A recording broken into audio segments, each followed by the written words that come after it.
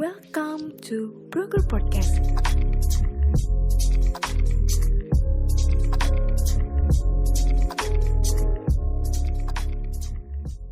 Halo Sobat Bi, kembali lagi di Broker Podcast. Tempatnya kamu cari informasi seputar pekerjaan.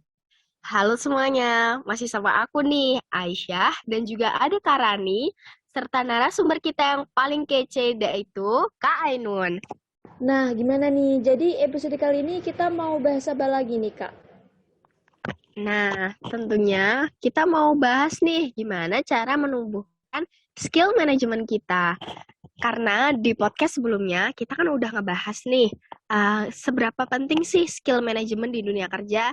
Nah, saat ini nih kita bakalan cari tahu gimana caranya menumbuhkan skill time management kita di dalam individu atau di dalam diri kita sendiri. Masih sama Kak Ainun nih. Halo Kak Ainun, masih semangat kan ya Kak? Halo, masih dong. Apa sih yang nggak buat Sobat Bi? Widih. Oke nih, ayo Kak Rani, boleh dilanjutin nih. Terima kasih, Kak Aisyah. Nah, tadi kan kita udah bahas nih, Kak, tentang pentingnya skill time management di dunia pekerjaan dengan Kak Ainun. Nah, sekarang kita mau bahas tentang bagaimana cara menemukan skill time management. Untuk para Sobat B yang lagi kesulitan untuk mengatur time manajemennya, nah bisa nih dengerin baik-baik penjelasan dari narasumber kita agar dapat ilmu yang bermanfaat tentunya. Bener nggak, Kak Ainun? Bener dong. Oke, nah kita akan masuk ke pertanyaan yang pertama nih. Gimana sih Kak caranya untuk mengatur time management yang baik? Kalau aku nih ya, kalau aku pribadi nih, aku tuh mengatur waktu aku tuh biasanya aku tahu dulu nih kegiatan aku tuh apa aja sih, atau tugas aku tuh apa aja. Nah, selain itu juga aku tahu dulu nih tingkat urgensi dari kegiatan aku atau tugas aku, terus yang mana yang harus diselesaikan duluan, terus yang mana yang lebih penting. Nah, dengan aku tahu itu tuh aku jadi bisa ngatur nih yang mana yang harus dikerjakan duluan, yang mana yang paling belakangan, yang mana yang di tengah-tengah. Dengan kayak gitu aku lebih bisa mengefisiensikan waktu aku dan aku pun bisa menyelesaikannya dengan tepat waktu dan gak dikejar-kejar deadline. Oh gitu, jadi kita harus menentukan prioritas dulu ya Kak sebelum mulai pekerjaan. Iya benar dong. Nah, aku mau tanya nih Kak, untuk Kak Anun sendiri itu tim deadliners atau tim yang mengerjakan dulu sebelum deadline? Aku tim yang nggak mengerjakan sebelum aku tim yang mengerjakan sebelum deadline.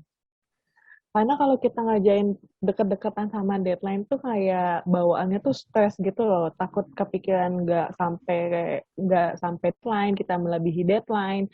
Terus juga kita jadi dimarahin sama si bos atau acara kita jadi terbengkalai semuanya gitu. Jadi aku lebih memilih untuk mengerjakan sebelum deadline. Kalau kalian Wah, gimana? kalau Kak Aisyah gimana Kak Aisyah? Aku nih tim yang suka bikin di bullet journal gitu. Jadi udah pasti ngerjainnya sebelum dari deadline. Biar nggak stres. Sama banget Kak Aisyah. Hmm. Jadi aku tim deadline sendiri nih. Soalnya kalau nggak deadline kayak otak itu kayak berasa nggak jalan gitu loh Kak. Kayak mampet gitu. Oh, the power of kepepet gitu ya. Iya, benar-benar the power of kepepet. Iya, the power of kepepet. Oke. Nah, kita kan udah bahas nih cara untuk mengatur time management. Nah, sekarang apa sih pentingnya mengatur time management itu, Kak? Penting banget dong, karena dengan kita mengatur waktu kita nih, kita tuh bisa mengurangi stres akibat deadline.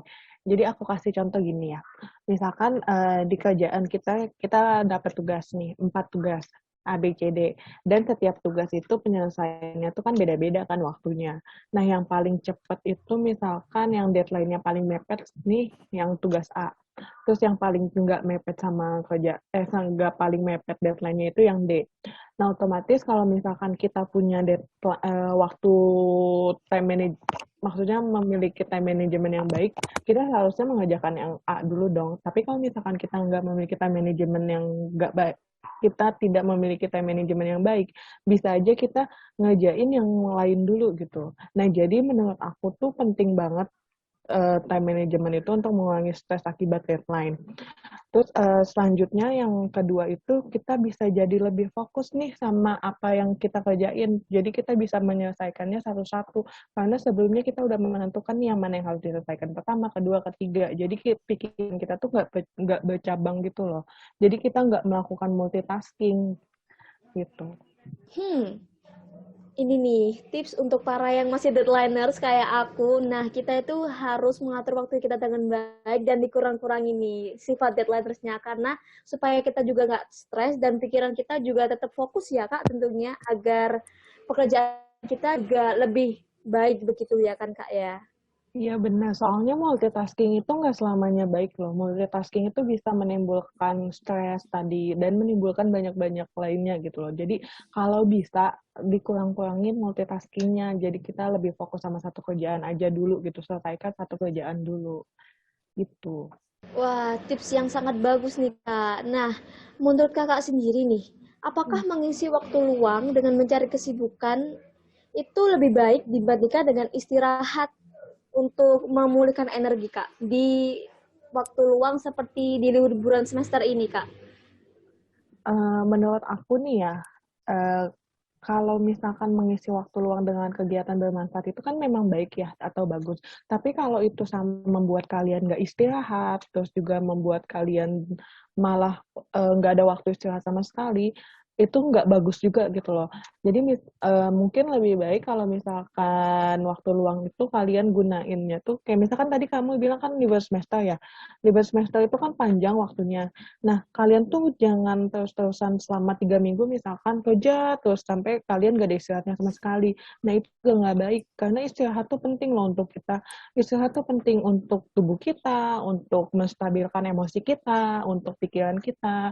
Kalau misalkan kita nggak ada istirahat sama sekali nih, yang ada kita malah kerjanya nggak bener, terus yang ada malah kitanya nggak efektif kerjanya, yang ada malah kita malah dimarahin si bos, terus kita malah semakin stres gitu. Jadi sebisa mungkin seimbangkan antara mengisi waktu luang dengan kegiatan sama dengan istirahat gitu. Karena kita kan manusia ya, kita bukan robot, kita harus istirahat gitu.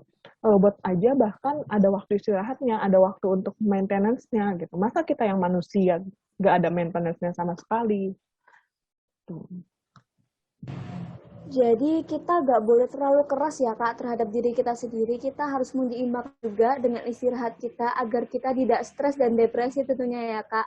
Nah, Bener untuk banget dong. iya, bener banget dong. Untuk teman-teman Sobat B, nih, harus diingat ya, nggak boleh terlalu memaksakan diri, dan juga harus ingat untuk istirahat tentunya, dan juga gizi yang cukup. Begitu kan, Kak, ya? Benar sekali. Nah, untuk Kak Aisyah sendiri mungkin ada pendapat lain atau bagaimana nih? Oh, kalau aku nih, jadi kebetulan temen aku itu dulunya psikolog juga. Terus aku pernah baca bukunya, siapa ya, lupa namanya. Tapi sama seperti yang tadi Kak Ainun bilang, bahwa kalau kita multitasking itu sebenarnya nggak ada. Justru dengan ada multitasking itu, pekerjaan kita akan tidak maksimal. Jadi mending kita satu dulu diselesaikan, sehingga mendapatkan hasil yang maksimal dan sesuai dengan yang kita harapkan. Karena kalau misalkan fokus kita terbagi-bagi, ataupun keadaan diri kita ini terbagi-bagi dalam banyak hal, otomatis fokus kita jadi berkurang. Nah, nanti dampaknya adalah pekerjaan itu jadi tidak maksimal gitu. Makasih Kak Aisyah. Nah, bener banget tuh Oke. Sobat B. Itu tips dari Kak Aisyah dan Kak Ainun untuk bisa Sobat B terapkan. Jangan terlalu ngoyok untuk multitasking, tapi kerjaan keteteran gitu. Jadi kita harus fokus satu dulu agar pekerjaan kita dapat berjalan dengan maksimal tentunya. Nah, kembali lagi dengan Kak Ainun nih Kak. Tantangan terberat untuk seseorang ketika ingin mencoba mengelola waktu dengan baik itu apa sih Kak? Ini kayaknya tantangan terberat untuk semua orang deh. Yang malas. Dan kadang tuh kita malas, kita mager, terus kita nggak mood untuk melakukan sesuatu. Nah, itu tuh bisa jadi penghambat untuk time management kita. Kalau kita misalkan mengikuti rasa malas kita mengikuti rasa mood kita yang lagi nggak mood untuk ngapa-ngapain. Terus kita ngikutin pikiran-pikiran kita yang menunda kita untuk melakukan sesuatu gitu. Itu bakalan membuat hal-hal yang udah kita tetepin yang mana mau dilakuin tuh jadi berantakan semuanya. Kita udah menyusun nih empat apa aja sih yang harus kita lakuin, pertama, kedua, ketiga, keempat. Nah, kamu di tengah-tengah nih tiba-tiba males, ya udahlah sisanya kerjain besok aja, atau udah capek, udah nggak mood gitu, besok aja gitu. Nah, pasti yang sisanya ini akan jadi membuat kamu tuh stres gitu ke depannya, membuat kamu lebih dikejar-kejar deadline, terus membuat kamu pokoknya di ketiga kerjaan ini pasti nggak akan se-efektif kerjaan yang pertama. Nah, udah gitu adanya kecenderungan untuk melanggar ketetapan-ketetapan yang udah kita buat gitu. Kita membuat pengecualian kayak misalkan, ini kan tadi gue udah kerjain 10 menit, ya udah sisanya gue istirahatnya misalkan lebih dari 1 jam gitu. Jadi ujung-ujungnya males lagi, ujung-ujungnya ya udahlah besok aja gitu karena saking keenakan istirahatnya gitu. Istirahat boleh, tapi kita pun nggak boleh melupakan tanggung jawab kita. Nah, untuk menghindarinya tuh kita menghindari tadi yang aku bilang rasa males, terus pikiran-pikiran yang menghambat kita, terus juga menghindari rasa mood kita itu bisa dengan cara memperhatikan lagi nih, kenapa sih kita harus buat ketetapan-ketetapan tadi? Kenapa sih kita harus membuat skala prioritas kita? Terus tujuan kita tuh apa sih ngebuat ketetapan itu? Tujuan kita apa untuk membuat skala prioritas? Karena kan untuk menyusun skala prioritas atau menyusun ketetapan yang udah kita buat, kita pasti memikirkan dong tujuan kitanya tuh apa, terus efeknya apa. Nah, ketika rasa malas itu datang, coba dipikir-pikir lagi apa tujuannya, diingat-ingat lagi tujuannya apa, terus dengan begitu kita jadi lebih termotivasi lagi, terus juga kita lagi mood kembali gitu dengan mengingat apa sih tujuan kita, terus apa manfaatnya untuk kita. Oke, nah tadi kan udah bicara tentang skala prioritas nih Kak. Gimana sih cara kita menentukan skala prioritas kita agar kita menjadi lebih produktif nih Kak? Misalkan kan kita dalam menentukan skala prioritas tentunya karena banyak kegiatan atau banyak tugas kan. Nah, kita lihat dulu nih dari tingkat urgensinya, yang mana yang paling penting banget dan paling mendesak. Terus sampai dari yang tidak terlalu penting dan tidak mendesak gitu. Dari setelah kita lihat-lihat, kita telah baru deh kita menyusun nih yang mana urutannya tuh gimana. Itu kalian yang menentukan. Tapi urutannya itu dimulai dari yang mengerjakan paling mendesak dan paling penting dulu gitu, baru diurutkan sampai yang tidak membutuhkan penyelesaian yang tepat atau deadline-nya masih lama dan tidak terlalu mendesak. Oh, jadi kita harus mengerjakan yang mana yang urgent gitu kan Kak ya? Yang sekiranya penting banget buat kita gitu kan Kak? Iya benar. Oke, nah pertanyaan terakhir nih Kak untuk Kak Ainun. Gimana sih cara kita mengetahui bahwa kita telah melakukan time management yang baik nih Kak? Aduh, pertanyaan terakhir susah ya.